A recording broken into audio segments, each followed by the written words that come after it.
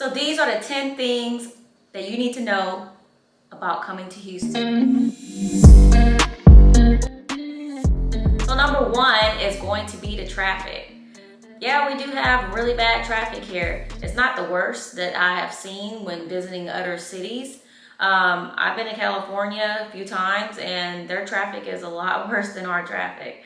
But our traffic is getting there. I would say probably about an hour to an hour and 20 minutes on your bad days. On your good days, when it's peak hours such as 3 p.m. to 5 p.m. or 8 a.m. to 9:30 a.m., you're going to have a good amount of traffic. Usually the traffic is about 45 minutes if you're looking from like downtown to anywhere before you get to the Beltway on a major freeway. If it rains, people just drive crazy when it rains. Everyone's rushing to get to where they need to go because we have flooding areas. So if you're not on the freeway, sometimes the feeder roads flood in certain areas.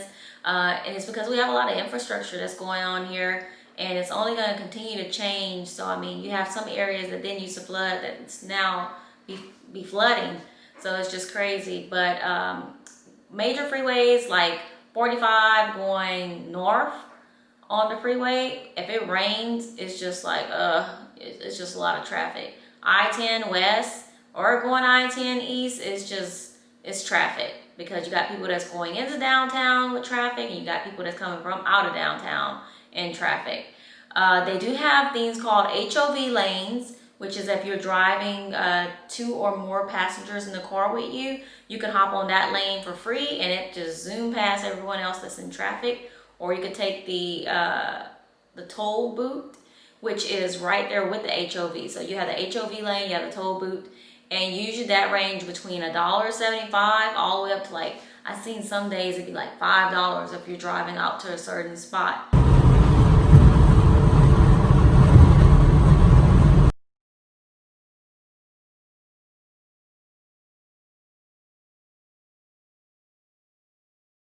If it rains, just get off the freeway.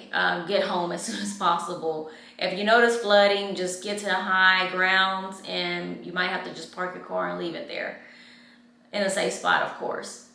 Oh, if you have a flat tire on the freeway or you have car trouble and your car can still run and you're close to an exit, I would suggest exiting the freeway so that way you don't have to worry about crazy drivers or the possibilities of getting hit. I always say if I'm going to have a flat tire, I'm going to try to exit the freeway immediately because I don't want to have my car on the side of the feeder and cars rushing through traffic trying to get home or trying to get to their destinations. So I'll usually just exit the freeway if something like that happened. They got signs that say steer clear. Basically. Number 2 is the weather. Our weather is crazy, and it's mainly the heat. The heat is atrocious. And it's not just the heat alone, it's the humidity. So if you're trying to plan on having a good hair day, carry a hat with you because most of the time your hat is going to be needed to put on your head because you're going to have so much frizz, especially if you have a curly hair like me. The humidity is disrespectful, put it that way. You could literally be outside and you're trying to breathe some air, and if there's no trees around, you're just breathing straight heat and it feels horrible. They will say our heat is 99 degrees outside, 100 degrees outside, but it feels like 130. And you're like, what? 113, 130? I mean, it's just crazy numbers that you'll hear on the news. And it literally feels like that as well. It's bad. We also have hurricanes here in Houston. So we're close by Galveston. Galveston is close coming in. And every now and then we have those major hurricanes that are broadcast to come in during hurricane season. Everyone go crazy at the stores. They stock up on all kinds of crazy stuff that is needed. People go buy generators. They go buy gasoline. They buy a whole bunch of bread. They buy paper towels, napkins, toilet paper, just a whole bunch of supplies. And the store shelves just go clear. And you just see craziness. All the water is getting sold out. Like, hurricane season is serious. And then sometimes the hurricanes happen and sometimes they don't. It's just a prediction of the weather station. But we do take those serious here. We don't have earthquakes like some places do, but we do have hurricanes. Some parts of Houston, the surrounding areas on the outskirts, do have tornadoes, such as like Dallas area. I have been in Dallas area and had tornado experiences. But Houston don't really get tornadoes. We have like the outskirts parts sometimes report tornadoes, but we haven't really had them reported here. But yeah, the weather is serious, and if you're not in a flood zone when you move to Houston, you still want to believe in having flood insurance, because flood insurance is just important. With so much construction going on, some areas now are starting to take on little water when we have rain. And then once it's reported, it's usually resolved. But it's good to have. And usually that flood insurance start off at about $400 if you like in zone X. Sometimes you can find a little cheaper than that, but it's good to have for that whole year. Just repeat it every year. Have that flood insurance on your property. It's worth it because it'll protect you in the long run. When we had Hurricane Harvey here, it was crazy. We had a lot of people that didn't have insurance and was in areas that were known not to flood that actually flooded, and a lot of people lost a lot of stuff. Now, every now and then we have a little bit of coldness. Everyone reacts crazy when it gets cold. It'll literally be 60 degrees outside and you see people in big coats and just everyone don't know how to act because it's just like really cold, and then we're so used to the heat. When it gets some kind of breeze that come through with some coldness, we don't know how to act. And literally people from up north I have seen come here and they literally be swimming. I have toured one property one time, and it was a apartment complex that was actually a luxury apartment complex that was in downtown, and they were doing a tour for all of us realtors. And it was some people in the pool just swimming, and we were on the tour and was like, what are they doing in the pool? But apparently they were from up north and they thought the weather was really good and really nice during that time. Usually we'll have like some breeze come through. August is not considered the breezy time. So we got September, October is usually about that time. We'll start having a little bit of breeze and a little bit of nice weather coming in. And then usually we'll have like the real coldness will start like in late December or early January, and it will end like right before March. But you don't really need like really thick coats like fur coats or anything like that. You just need a nice jacket and some warm clothing, but we don't really get too much coldness here. It usually if we have like a freeze, it gets like 30 degrees, but we don't see any negatives or anything like that. So just be prepared when you come. The weather is great on sometimes, and some days it'll be just great. Enjoy it while it's nice, because we don't get too many of the days that we could predict, because most days it's crazy. So number 3 is the toll booths. The toll booths are, you got Beltway 8, and then you got 99, you have Fort Bend Tollway, and all of these charge. You could set your phone to be notified if you don't want to go, like if you're using your map on your phone, you could change the settings to show that you don't want to go through toll booths and pay. That's the best way to do it. There's a lot of streets that you could take, and they do have frontage roads. Okay, so there it say violators will be prosecuted. They are telling the truth. That's the toll booth area up there. I don't need to go through the toll booth because I am almost at my exit. So I'm not even going to waste my $1.75. I'm just going to stay along the feeder because it is clear as day, and I'm going to be turning left soon. But yeah, that's basically how the toll road look all around Houston. It goes all around the vicinity to all the major freeways, and I'll be able to show you a map as well. But yeah, that's about it with the toll booth. Okay, so I thought that my left-hand turn was going to be really soon, but I forgot I'm actually going to another town, which is called Richmond, Texas, and I really should have gotten on the Beltway. I rode like probably about 4 miles down because I was trying to show you guys everything Because if I'm on the freeway part, if I'm on that toll road, I'm going to be going super fast and I'm going to be going through everything. But if I'm on the feeder, I was able to, oh my gosh, this candy is so good. But if I'm on the feeder, I'm able to explain everything to you and kind of show you from down below, because I'm going at a slower rate. But that didn't pan out, because I think I drove like 4 miles and then I made a left. And now I'm on another tollway, which is called Fort Bend Tollway. And it's a whole nother system, and that charges as well. And I think I'm gonna have to get on up ahead. Gotta go. Some of the toll booths don't have personnel there at the toll booth when you're entering the beltway, or when you're entering some of the toll locations. And they will charge your tag. Basically, they will ping your license plate. No matter how fast you're going, or even if you stop or you try to, dart through real fast, it's gonna take a picture of your license plate. It's just going to. I tried it. Got a ticket. To add up, like literally, you could have a easy tag toll booth that you didn't went through because no one's there at some of them. And you just drive on because your GPS told you to get on the freeway, and literally you get a letter in the mail for $1.75. Some of them are 90 cents as well. But $1.75 toll fee, and then you're gonna have an admin fee on top of that. And if you disregard that letter, then you'll have attorney fees on top of that. Don't do it. And usually, if you get those, and that's your first time getting one, you usually could call the toll road authority, or you could go there in person and explain to them that you did not know how to get an easy tag, and usually they'll waive the fee if you go ahead and sign up right then and there. So don't try it.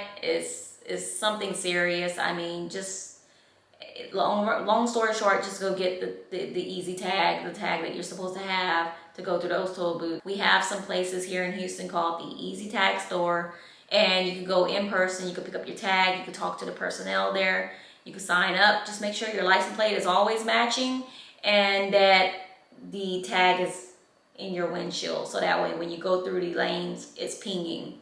Now, if you don't have that tag and you're trying to pay cash through the toll booths, that is going to take a lot of time. So just get the easy tag. You can replenish the account. It usually take out in $40 increments, and it usually replenish once you get down to like $10 in your account. You could adjust that. You can have it replenish when you're at $5 or $1, and you don't have to have it replenish. You can have it replenish a certain dollar amount that you want to put in as well. If you're a disabled veteran, you do not have to pay the toll booth. If you have the specialized license plate, you could get through the toll booth for free. Number 4, Southern hospitality. We do have Southern hospitality here. We have a lot of native Houstonians that is still very Southern, and we have, the further you go out in Houston to like the suburbs, still have a lot of people opening the doors and just, being friendly, and people asking, how are you doing? My dad is one of those persons. My dad always asks people how they're doing when he walks or go anywhere. He's just one of those kind of persons. You're gonna have a lot of people that you just believe in that Southern hospitality. You're gonna have your neighbor that speak. Some people don't speak, but I mean, it's fine. But you have a lot of people that will open the door for you, and that basically will just have that homey feeling. You got a lot of people that will talk and make friends with you. And then when you move into a community and neighborhood, most of the time you're gonna have that neighbors that's gonna wanna speak and meet you as well.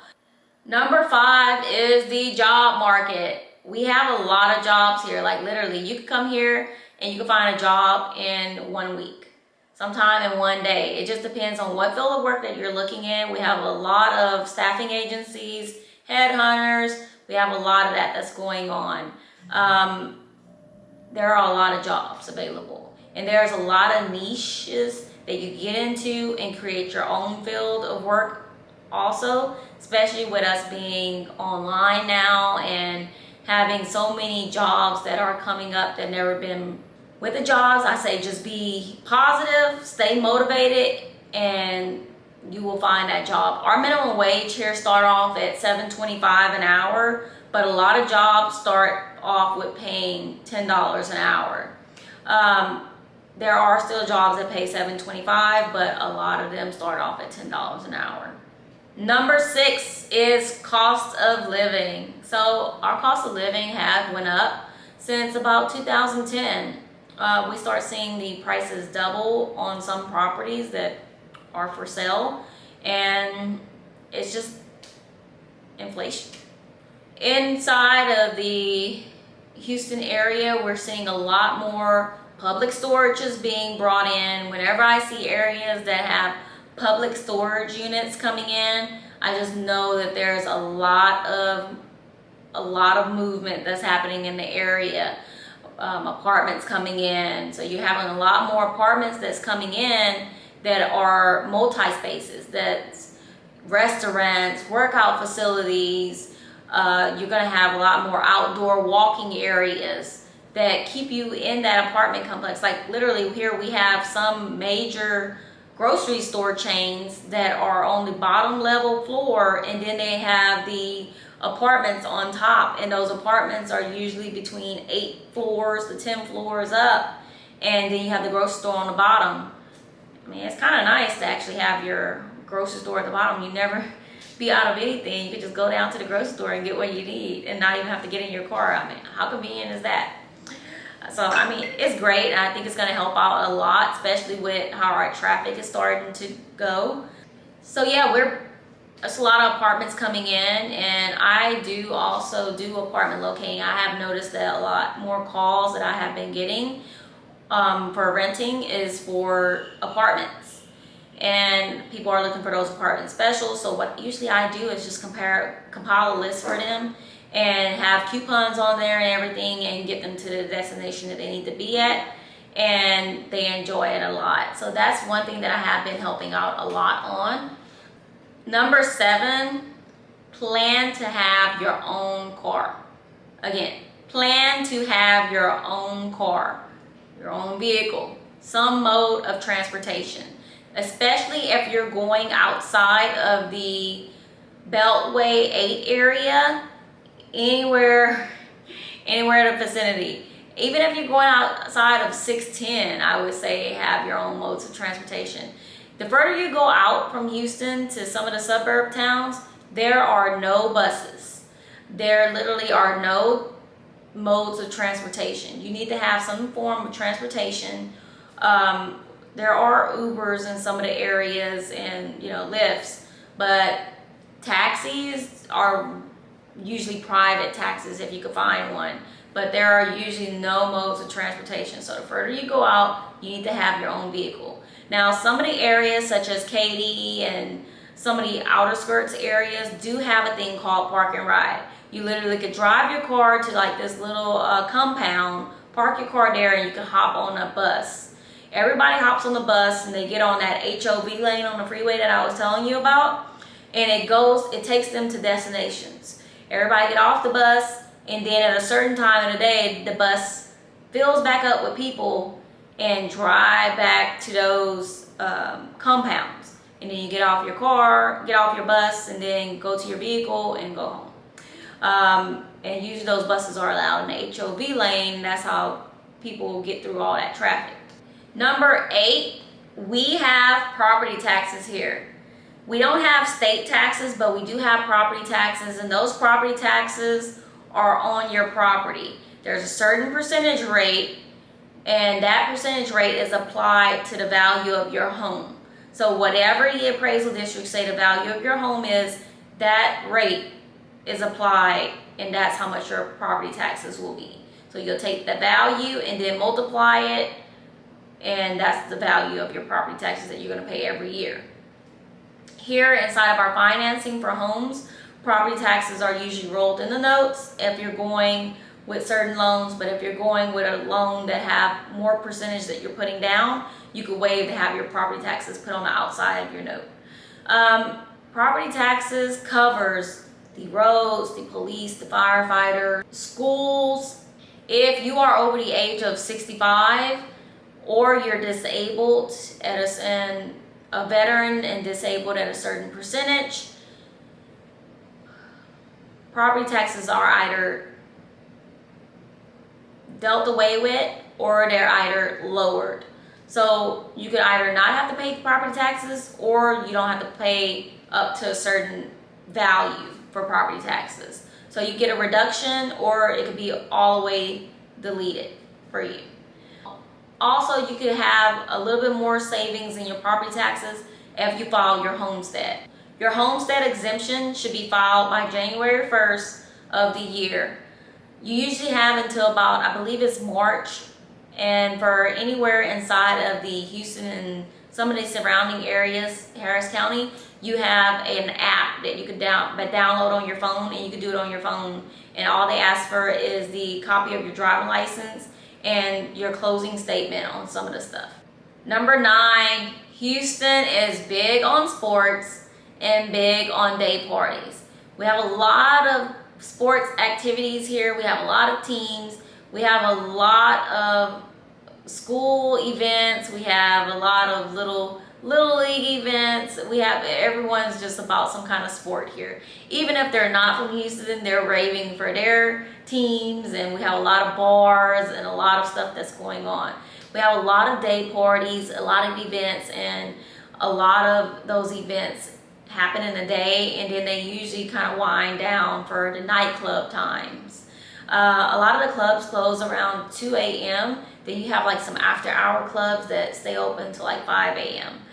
But that's usually about it for the nightlife here in Houston. The downtown is starting to get a little bit more outgoing. Then you have like Edo area, the east of downtown area, and the Arts District area. So you have a lot of little stuff going on. You have the Heights that have a lot of little walking stuff going on. And then a lot of the suburb communities have like their own little city centers.